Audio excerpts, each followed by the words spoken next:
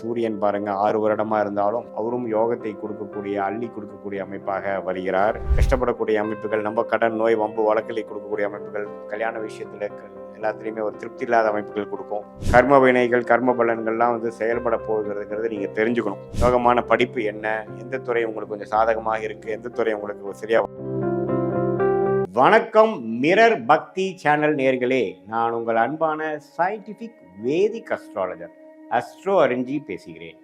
நல்லது நினைப்போம், நல்லதே நடக்கும். இந்த வீடியோவில் நம்ம என்ன பார்க்க போறோம்னா, தனுசு லக்னம் தனுசு ராசியில் பிறந்தவங்களுக்கு கர்ம பலன் எப்படி செயல்பட போகிறது, கிரக அமைப்பு மூலமாக சாதகமான கர்மாவும் சாதகமற்ற கர்மாவும் எப்படி இந்த வாழ்க்கை சம்பவங்களாக வரப்போகிறதுங்கிறத துல்லியமாக சயின்டிபிக் வேதிக் அஸ்ட்ராலஜி முறையில் எதையும் மிகைப்படுத்தாமல் உள்ளது உள்ளவாறு, இது மாதிரியான மூட நம்பிக்கை அது மாதிரி விஷயத்துக்கெல்லாம் போகாமல், பரிகாரங்கள் அது மாதிரி விஷயத்துக்கு போகாமல், உள்ளது உள்ளவாறு டிகிரி அடிப்படையில் சயின்டிஃபிக் வேதிக் அஸ்ட்ராலஜி முறையில் பார்க்க போகிறோம். இப்போ பாருங்க, ஒரு கிரகமும் எப்படி எந்த அளவுக்கு டிகிரியில் சேர்ந்துருக்கிற பொறுத்து தான் ஒருத்தருடைய கர்ம வினையை அமைகிறதுங்கிறது நம்ம தெரிஞ்சுக்கிறோம். இப்போ பாருங்க, ஒரு தனுசு லக்னத்துக்கு யோகமான கிரகமாகிய சந்திரன், யோகமான கிரகமாகிய செவ்வாயும் சூரியன் தான் யோகமான கிரகமாக வருகிறார். அதில் செவ்வாய் மிகவும் வாழ்க்கையில் ஜெயிக்கக்கூடிய உத்வேகமான அந்த 7 வருட காலமாக கொடுக்கக்கூடிய அமைப்பு இருக்குது. அதே மாதிரி சூரியன் பாருங்க 6 வருடமாக இருந்தாலும் அவரும் யோகத்தை கொடுக்கக்கூடிய அள்ளி கொடுக்கக்கூடிய அமைப்பாக வருகிறார். இந்த செவ்வாய் சனி ராகுவோட சேராமல் தனித்து அல்லது சந்திரமங்கல் யோகம் என்று சொல்லப்படுகிற சந்திரனோட சேர்ந்து குரு பார்வை பெறுவது மிகவும் நல்லது. அதே மாதிரி சூரியன் சனி ராகுவோட சேராமல் அவர் ஒரு பௌர்ணமி சந்திரன் பார்வை பெற்று குரு பார்வை பெற்று சுக்கிரனை அஸ்தங்க பண்ற அமைப்பெல்லாம் இருப்பது மிகவும் நல்லது. ஸோ இது மாதிரி அமைப்புகள்லாம் உங்க ஜாதகத்துல சூரியன் எப்படி இருக்கிறார், சூரியனும் சனியும் சேர்வது கொஞ்சம் தவறு, எந்த அளவுக்கு சேர்ந்திருக்காங்க என்னங்கிறது எல்லாம் பாருங்க. செவ்வாய் எப்படி இருக்காருன்னு பாருங்க. அடுத்தபடியாக உங்களுடைய ராசி அதிபதி ஆகிய குரு எப்படி இருக்காரு ஜாதகத்துல அப்படிங்கிறதையும் நீங்க கொஞ்சம் பார்க்கலாம். ராசி அதிபதி ஆகிய குரு பார்த்தீங்கன்னா ஓரளவுக்கு பாதிப்படாமல் குருச்சந்திர யோகத்தில் இருக்கிறது, செவ்வாயோட சேர்ந்து இருக்கிறதுலாம் நம்ம யோகத்தை கொடுக்கக்கூடிய அமைப்பு. உங்க ஜாதகத்துல இதெல்லாம் எப்படி இருக்கு அப்படிங்கிறத பார்த்துக்குங்க. அதே மாதிரி உங்களுடைய சனி, அதே மாதிரி சுக்கிரன், அது மாதிரி கிரகங்கள்லாம் ஒரு மாதிரி சுமாரான பலனை கொடுக்கக்கூடியது. குறிப்பாக சுக்கிரன் பார்த்தீங்கன்னா 6க்கும் 11 கூடியவன், லக்னாதிபதி ராசி அதிபதி ஆகிய தனுசுக்கு எதிர்மறையான கிரகமாக வருவதனால் சுக்கிரன் பாதிக்கப்பட்ட சுக்கிரனாக இருந்தால் ஒண்ணுமே பிரச்சனைகள் வரும். சுக்கிரன் ராகுவோடு சேர்ந்திருந்தால் ரொம்பவே கஷ்டப்படக்கூடிய அமைப்புகள், நம்ம கடன் நோய் வம்பு வழக்கிலை கொடுக்கக்கூடிய அமைப்புகள், கல்யாண விஷயத்துல எல்லாத்துலேயுமே ஒரு திருப்தி இல்லாத அமைப்புகள் கொடுக்கும். அதே மாதிரி சுக்கிரன் குருவோட ரொம்ப க்ளோஸாக சேரும் பொழுது, நம்ம ஒரு 5 டிகிரி சேரும் பொழுது இல்லற வாழ்க்கை குழந்தை விஷயத்துல ஒரு தோஷத்தை கொடுக்கக்கூடிய அமைப்பு வந்துடும். அதே மாதிரி சுக்கிரன் சனியோட சேரும் பொழுது அதோட இதை கொஞ்சம் குறையுது. அதே மாதிரி கேதுவோட சேரும் பொழுது காதல் திருமணம் அது மாதிரி விஷயங்கள்லாம் கொடுக்கக்கூடிய அமைப்புகள் உண்டு.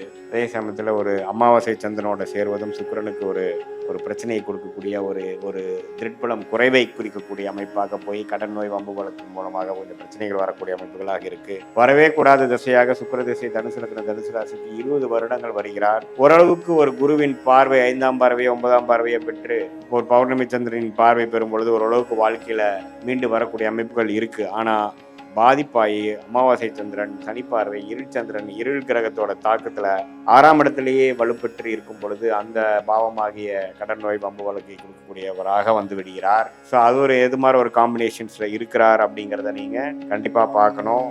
அதெல்லாம் வைத்து தான் உங்களுடைய கர்ம பலன் எப்படி இருக்க போகுது, எந்த நேரத்தில் எப்படி இருக்க போறீங்க, எந்த நேரத்தில் நம்ம ஜெயிக்க போறோம், எந்த நேரத்தில் பாதிக்கப்பட போறோம், எது மாதிரி கர்ம வலைகள் நமக்கு நல்லது, நம்மளுடைய கர்மா எப்படி காட்டுது, எவ்வளோ டிகிரி சேர்ந்துருக்காங்க, எந்த நட்சத்திரத்துக்கு இருக்குது, உங்களோட ஸ்தானபடம் திக்படம் ஒரு கிரகம் எப்படி இருக்குது, சனியும் சூரியனும் சேராமல் இருந்தால் நல்லது, சந்திரனும் சனியும் சேராமல் இருக்கிறது நல்லது, ஒளி கிரகமாகிய சூரியன் சந்திரன் ராகுதோட சேராமல் இருக்கிறது நல்லது.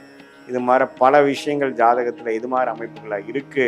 அப்படிங்கிறத பொறுத்தே உங்களுடைய கர்ம வினைகள் கர்ம பலன்கள்லாம் செயல்பட போகிறதுங்கிறது நீங்கள் தெரிஞ்சுக்கணும். ஸோ அதனால நல்லாவே வாழ்க்கையில் ஒரு மாதிரியான சில விஷயங்கள் பார்த்து அதுக்கு பிரகாரம் நீங்கள் வாழ்க்கையில் எடுக்க வேண்டிய முடிவுகளை அப்படி எடுக்கலாம். இது பொதுவான பலன் தான். நீங்கள் சயின்டிஃபிக் வேதிக் அஸ்ட்ராலஜி முறையில் நம்ம பிறந்த தேதி பிறந்த நேரை போட்டு உங்கள் ஜாதகத்தை போட்டு இன்னும் துல்லியமான பலன்கள் நம்ம எடுக்கும் பொழுது ஒன்றுமே வாழ்க்கையில் நீங்கள் எது மாதிரி விஷயத்தை நோக்கி போகிறீங்க, உங்களுடைய டைம்லைன்ஸ் என்ன குறிக்குது, உங்களுடைய யோகமான தசை, யோகமான தொழில், யோகமான வேலை, யோகமான படிப்பு என்ன, எந்த துறை உங்களுக்கு கொஞ்சம் சாதகமாக இருக்குது, எந்த துறை உங்களுக்கு சரியாக வராது, தொழிலா வேலையா வெளிநாடா, வெளி மாநிலமா, எது மாதிரி விஷயங்கள் உங்கள் ஜாதகம் காட்டுது, ராகுகேதுகள் சம்மந்தப்படுகிறதா, அல்லது வெளி மாநிலம் வெளிநாடு சம்மந்தப்படுகிறதா, எது மாதிரி ஒரு அமைப்பு வந்து உங்களுக்கு ஒத்து வருது, எப்போ வந்து அஷ்டம சனி 7 நாட்டு சனிலாம் முடியுது, எப்போ நம்ம கடன் அடையும், எப்போ நம்ம செட்டில் ஆகும் அப்படிங்கிற மாதிரி எல்லா விஷயங்களும் எதையும் மிகைப்படுத்தாமல் சயின்டிஃபிக் வேதிக் அஸ்ட்ராலஜி முறையில்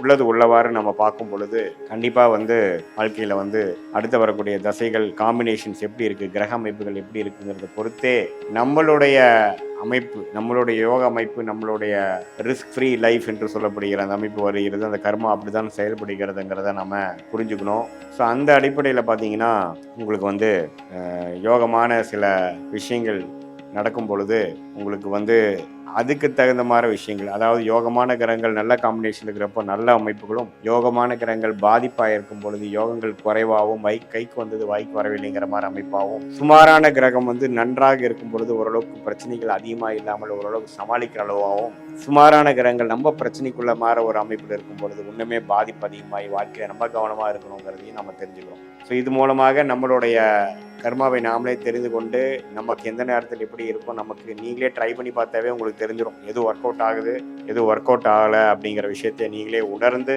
அதுக்கு தகுந்த மாதிரி நம்மளுடைய தனுசு லக்னம், தனுசு ராசிக்கு யோகமான கிரகம் என்ன, யோகமான தசைகள் என்ன, எது மாதிரி கிரகங்கள் எது மாதிரி ஸ்தான பலம் திக்பலம் பெற்றிருக்கிறார், நமக்கு என்ன மாதிரி அமைப்பு நல்லா இருக்குதுங்கிறதை தெரிந்து அதுக்கு தகுந்த மாதிரி கரெக்டான முடிவுகளை சரியான நேரத்தில் எடுத்து சமய விரயங்கள், பொருள் விரயங்கள் எல்லாம் தவிர்த்து வாழ்க்கையில் வந்து படிப்படியாக எடுத்துமாக இல்லாமல் படிப்படியாக முன்னேறி ஒரு நாளும் ஒரு படி மேலே போய் ஒரு விஷயத்திலையும் மேம்பட்டு வாழ்க்கையில் நல்ல ஒரு செம்மையான ஒரு அமைப்பாக வளர்ச்சி பெற்று வாழ்க்கையில் உங்கள் லைஃப் பொட்டென்ஷியலை நீங்கள் அடைய முடியும் என்று சொல்ல விரும்புகிறேன். மீண்டும் மற்றொரு காணொளியில் சந்திப்போம். நன்றி, வணக்கம்.